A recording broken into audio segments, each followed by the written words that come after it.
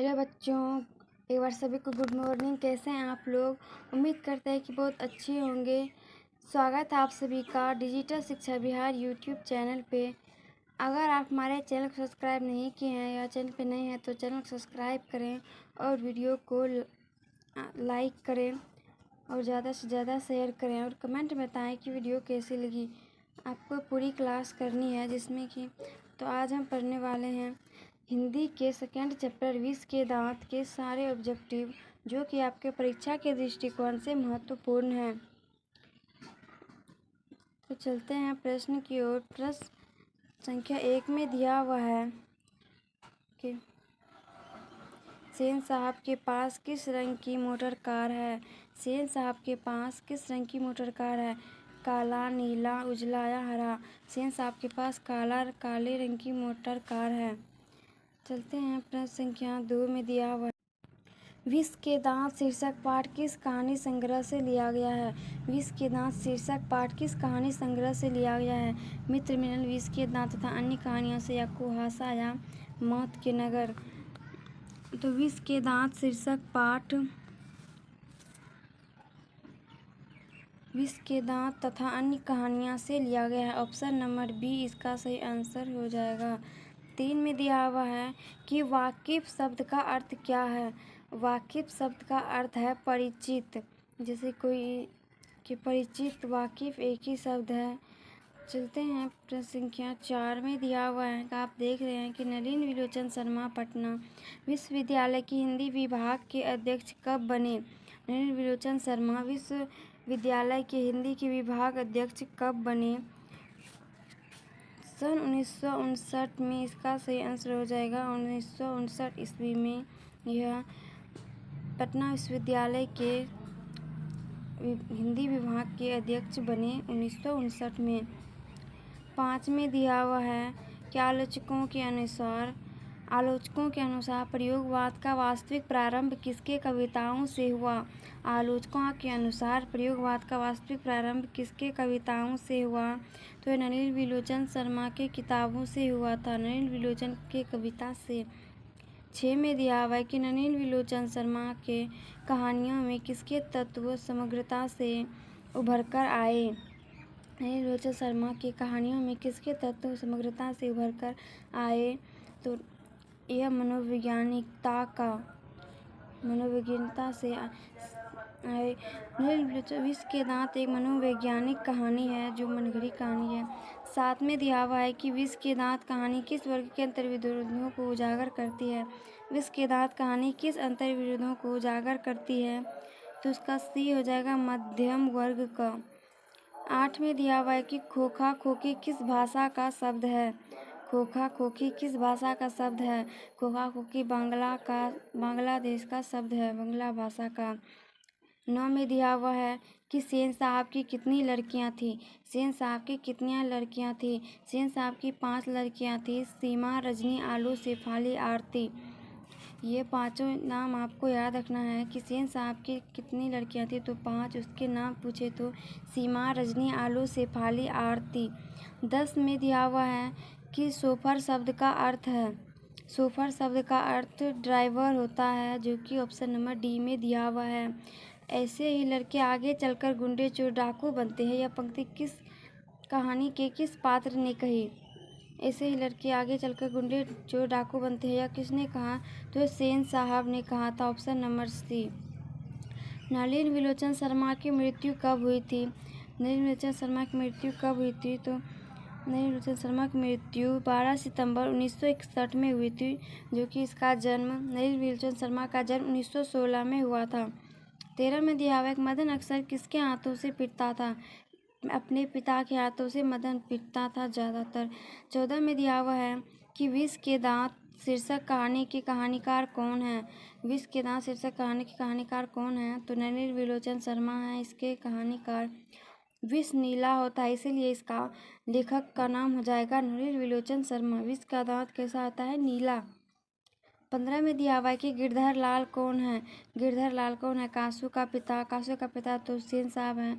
रजनी का पिता भी सेन साहब, शेफाली का पिता भी सेन साहब हैं। तो ऑप्शन बी हो जाएगा सही आंसर, मदन का पिता। मदन का पिता गिरधर लाल है। चलते हैं प्रश्न संख्या 16 में दिया हुआ है कि सेन साहब की पांचों लड़कियां कैसी थी। सेन साहब की पांचों लड़कियां कैसी थी? उद्दंड थी या नासमझ थी या मूर्ख थी या सुशील थी? ऑप्शन नंबर डी हो जाएगा सुशील। उनकी पांचों लड़कियां ही सुशील थी। सेन साहब अपने पुत्र खोखा को बनाना चाहते थे। सेन साहब अपने पुत्र खोखा को क्या बनाना चाहते थे? वकील, डॉक्टर या प्रोफेसर? ऑप्शन नंबर ए हो जाएगा सही आंसर, बिजनेसमैन या इंजीनियर। मदन की उम्र क्या थी? मदन की उम्र क्या थी? तो 5-6 साल मदन की उम्र थी। तो कासू मदन के साथ किस खेल में शरीक होना चाहता था? कासू मदन के साथ कौन सा खेल खेलना चाहता था? तो लट्टू का खेल खेलना चाहता था। मदन ने कासू के कितने दांत तोड़ डाले? 2। ऑप्शन नंबर सी हो जाएगा सही आंसर। गिरधर लाल किसकी फैक्ट्री में किरानी था? सेन साहब की फैक्ट्री में किरानी था Girdhar Lal. Option number D. Sen साहब किसके व्यंग्य से ऐंठकर रह गए? पत्रकार महोदय के व्यंग्य से। मदन किसका पुत्र था? मदन तो गिरधर लाल का पुत्र था। विष के दांत पाठ की विधा है। विष के दांत पाठ की विधा एक कहानी है। सेन साहब की कार की कीमत थी। सेन साहब की कार की कितनी कीमत थी? 7,500 थी। नलिनी विलोचन शर्मा का जन्म कब हुआ था? नलिनी विलोचन शर्मा का जन्म कब हुआ था? 1916 में। 1916 ऑप्शन नंबर बी में दिया हुआ है। तो 18 फरवरी 1916 में नलिनी विलोचन शर्मा का जन्म हुआ था। नलिनी विलोचन शर्मा का जन्म कहाँ हुआ था? नलिनी विलोचन शर्मा का जन्म कहाँ हुआ था? ऑप्शन सी हो जाएगा सही आंसर, बदरघाट पटना में नलिनी विलोचन शर्मा का जन्म हुआ था। 28 में दिया हुआ है कि नलिनी विलोचन शर्मा के पिता का नाम था। नलिनी विलोचन शर्मा के पिता का नाम था पंडित, उसका सही आंसर हो जाएगा ऑप्शन नंबर ए हो जाएगा पंडित राम अवतार शर्मा। पंडित रामावतार शर्मा। नलिनी विलोचन शर्मा के माताजी का नाम, इसके माँ का नाम क्या था? तो इसका नाम रत्नावती शर्मा था। क्या था? रत्नावती शर्मा। दृष्टिकोण किनकी रचना है? तो यह विष के दांत की कहानी में दिया हुआ है, तो यह नलिनी विलोचन शर्मा का ही होगा। दृष्टिकोण नलिनी विलोचन शर्मा का रचना है। लड़कियां क्या है? कठपुतलियां हैं। किसे इस बात पर गर्व है? लड़कियां कठपुतलियां हैं। किसे गर्व है इस बात पर? तो माता पिता को इस बात पर गर्व है कि लड़कियां एक कठपुतलियां हैं। मोटर कार को किससे खतरा हो सकता था? मोटर कार को राम से, मदन से, खोखा से या इंजीनियर से? ऑप्शन नंबर डी हो जाएगा सही आंसर।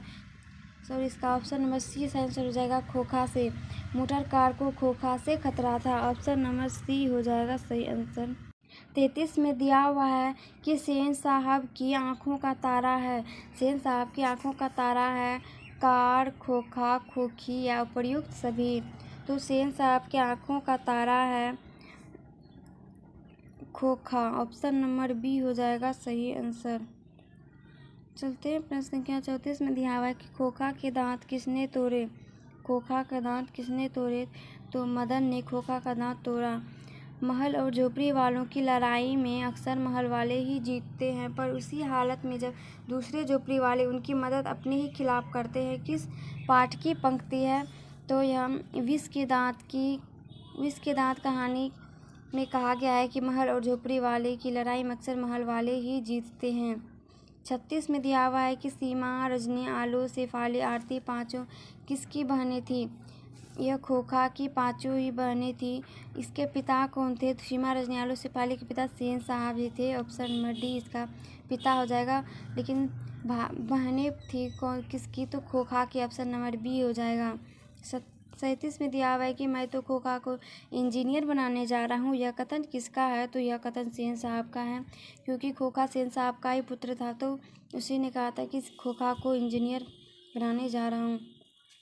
मदन के लिए क्या खाना मामूली बात थी? मदन के लिए क्या खाना मामूली बात थी? तो दुत्कार या प्यार या फटकार? तो मदन के लिए मार खाना एक मामूली बात थी, उसे रोज मार खानी पड़ती थी। किसके अनुसार सेनों ने सिद्धांतों को भी बदल दिया था? किसके अनुसार सेनों ने सिद्धांतों को भी बदल दिया था? तो 39 का हो जाएगा ऑप्शन नंबर इसका 39 का ऑप्शन नंबर बी हो जाएगा सही आंसर, खोखा के अनुसार। 40 में दिया हुआ है कि सेन साहब के मित्र कौन थे? सेन साहब के मित्र कौन थे? तो सेन साहब के मित्र पत्रकार थे। कौवा की जमात में शामिल होने के लिए कौन ललक गया? कौवा की जमात में कौन शामिल होने के लिए ललक गया? तो हंस। सेन साहब की मोटर कार थी स्टीमर ईड की। Option number A. 43 में दिया हुआ है कि सेन साहब ने किसे खूब फटकार लगाई? सेन साहब ने किसे खूब फटकार लगाई? तो गिरधर लाल को। किससे मोटर की चमक दमक को कोई खतरा नहीं था? तो सेन साहब की पुत्रियों से, क्योंकि वो सुशील थे, उससे कोई खतरा नहीं था। गिरधर लाल किस वर्ग का प्रतिनिधित्व करता था? गिरधर लाल किस वर्ग का प्रतिनिधित्व करता था? तो वह निम्न मध्य वर्ग का करता था। नलिनी विलोचन शर्मा कथ्य, शिल्प तथा भाषा आदि में स्तरों पर अग्रही थे। नवीनता के। ऑप्शन नंबर सी हो जाएगा सही आंसर, नवीनता के। चलते हैं अपना संख्या। विष के दांत के कहानी में 46 ऑब्जेक्टिव थे, जो कि आपने देख लिया होगा। तो अब अगर आपको वीडियो अच्छी लगी तो वीडियो को लाइक करें, चैनल को सब्सक्राइब ज़रूर करें ताकि आपको वीडियो रोज़ मिलती रहे।